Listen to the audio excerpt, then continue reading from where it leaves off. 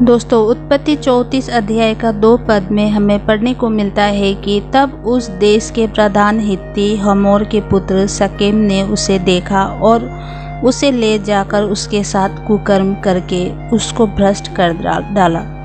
और इसी अध्याय का 3 पद में लिखा है कि तब उसका मन याकूब की बेटी दीना से लग गया और उसने उस कन्या से प्रेम की बातें की और उससे प्रेम करने लगा। दोस्तों, हम यहाँ पर याकूब की बेटी दीना की बातें कर रहे हैं, जिसका बलात्कार शकेम नाम का एक व्यक्ति कर देता है। फिर 3 पद में ये लिखा है कि शकेम का मन दीना से लग गया, यानी कि प्रेम हो गया। कम शब्दों में कहे तो पहले कुकर्म जैसा गंदा काम किया, फिर बाद में उसी से मन लगाया, प्यार हो गया। दोस्तों, ये दरअसल एक आध्यात्मिक बंधन है जिसे सभी को समझना बहुत ही ज़रूरी है। इसे हिंदी में प्राण बंधन कहते हैं और इंग्लिश में कहते हैं सोल डाई। प्राण बंधन में इंसान तब पड़ जाता है जब वो अप्राकृतिक अनैतिक यौन क्रीड़ा में पड़ जाता है, और एक बार अगर इंसान इस प्राण बंधन में फंस जाए तो निकलना बहुत ही मुश्किल हो जाता है, क्योंकि वो व्यक्ति दिन भर उसी के बारे में सोचते रहता है और उसी की बातों को मन में दोहराते रहता है। ऊपर से देखने पर सब कुछ सामान्य लगेगा, पर असल में वो व्यक्ति अंदर से प्राणों के बंधन में चला जा चुका होता है, बंधन में बन चुका होता है। प्राण बंधन 2 प्रकार के होते हैं, स्वस्थ और अस्वस्थ। अगर आप अपनी पत्नी, बच्चों से, अपने परिवार से प्रेम करते हैं तो ये प्राण बंधन ठीक है, स्वस्थ है। लेकिन एक प्राकृतिक प्राण बंधन होता है और एक अप्राकृतिक प्राण बंधन होता है। और अप्राकृतिक प्राण बंधन में जिसमें एक इंसान दूसरे इंसान के प्रति इतना अधिक प्रभावित होता है कि बस वही उसका ज़िंदगी बन जाता है, उसके आगे उसे और कोई नहीं दिखता, कोई नहीं सोचता। और अगर ऐसा इंसान कोई किसी को छोड़ दे या फिर कहीं दूर चला जाए तो दूसरे व्यक्ति का जीना दुश्वार हो जाता है दुनिया में। और प्राण बंधन सिर्फ लड़का लड़की, स्त्री पुरुष के बीच में ही हो, जरूरी नहीं।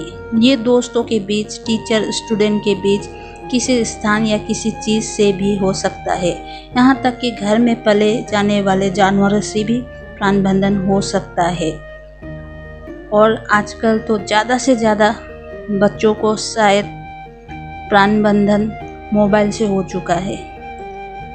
मतलब जिसके बिना आप जीना सोच भी नहीं ना सको, आपका दिनचर्या ही शुरू ना हो, और जिसे हर हाल में पाना हो या हमेशा वो आपके पास ही रहे, ये चाह रखना ही होता है प्राण बंधन। उदाहरण के तौर पर एक बात बताती हूँ बाइबल से। जैसे कि जोनाथन और दाऊद में बड़ी दोस्ती थी। पढ़ने में मिलता है कि जोनाथन का मन दाऊद से बहुत अच्छी तरह लग गया था। उन दोनों की दोस्ती की गांठ बड़ी मजबूत से बंधी हुई थी, यानी कि दोस्ती प्राण बंधन में बन चुका था। दोस्तों, अगर आपने पहचान लिया कि ये प्राण बंधन अस्वस्थ है, अनहेल्दी है, तो आपके लिए बहुत ज़रूरी है कि आप इसके लिए पहले पछतावा करें और फिर आपके दिमाग से उस चीज़ या व्यक्ति या स्थान जो भी हो जिसके साथ आप प्राण बंधन में बन चुके हो, उसे हमेशा के लिए निकाल दे, दिमाग से डिलीट कर दे। उसे याद दिलाने वाला हर चीज़ को अपने सामने से आसपास से हटा दे। कुलुस्सियों 2 अध्याय का 2 पद में लिखा है कि ताकि उनके मनों में प्रेम हो और वे प्रेम से आपस में गठे रहे। कौन गठे रहे? विश्वासी लोग आपस में गठे रहे और परमेश्वर पिता के भेद को अर्थात मसीह को पहचान ले। दोस्तों, आपके जीवन में, मेरे जीवन में, हर विश्वासी के जीवन में सबसे बड़ा प्राण बंधन सिर्फ और सिर्फ यीशु मसीह के साथ होना चाहिए। और दूसरा प्राण बंधन विश्वासियों के साथ। दोस्तों, विश्वासी के साथ प्राण बंधन में रहने से संसार के कई सारे अस्वस्थ अनहेल्दी प्राण बंधन से आपको बचने में सहायता मिल सकता है। भजन संहिता 7 का 2 पद में लिखा है कि ऐसा ना हो कि वे मुझको सिंह की नाई फाड़कर टुकड़े टुकड़े कर डाले और कोई मेरा छुड़ाने वाला ना हो। और इंग्लिश में लिखा है इसी पद को,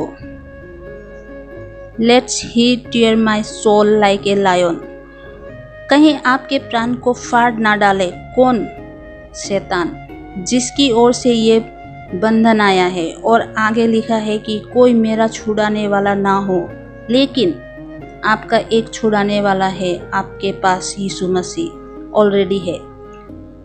कई बार दोस्तों विश्वासियों को अपनी ही समस्या समझ में नहीं आती है कि आखिर वो किस बंधन में है, क्योंकि कोई इंसान, कोई एक स्थान या कोई चीज़ ऐसे उनके दिमाग में फंस गया या चढ़ गया कि दिमाग से निकल ही नहीं रहा है।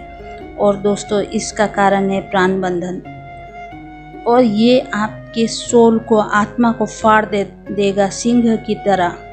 दोस्तों अगर आपको रस्सियों से बांध दिया जाए तो आप खुद को छुड़ाने या रस्सियों को काटने की कोशिश करेंगे, लेकिन अगर आप प्राण बंधन में बंधे हो तो लोगों को पता ही नहीं चलेगा कि आप किसी अस्वस्थ, अनहेल्दी प्राण बंधन में हो। और इसी कारण बहुत से विश्वासी इफेक्टिव रूप से अपने विश्वासी वाले स्वभाव के रूप को नहीं दिखा पाते हैं, या फिर अपनी सेवकाई का अच्छे से नहीं कर पाते हैं, सेवकाई को अच्छे से नहीं कर पाते। इसीलिए आपको आज़ाद होने की बहुत ज़्यादा ज़रूरत है। ये अनहेल्दी प्राण बंधन से कोई अगर मर जाए, कोई जानवर मर जाए, तो हमें उसमें डीप डिस्चार्ज मोड में नहीं जाना चाहिए, क्योंकि आखिर में ये हमारे लिए सोल डाई का कारण बन सकता है, हमारा आत्मा मर सकता है। क्योंकि मैं मसीही में आज़ाद होने के लिए बुलाया गया हूँ। हर विश्वासी मसीह में आज़ादी होने के लिए बुलाया गया है। मसीहों के पास छुड़ाने वाला है, और वो मसीहों को कोई भी बंधन में नहीं देखना चाहता है। तो दोस्तों आज का मेरा वीडियो कैसा लगा प्लीज़ सुनकर आप लोग लाइक, शेयर एंड सब्सक्राइब कीजिएगा मेरे चैनल को। मेरे अगले वीडियो आने तक आप सब बने रहिएगा। तब तक के लिए जय मसीह की।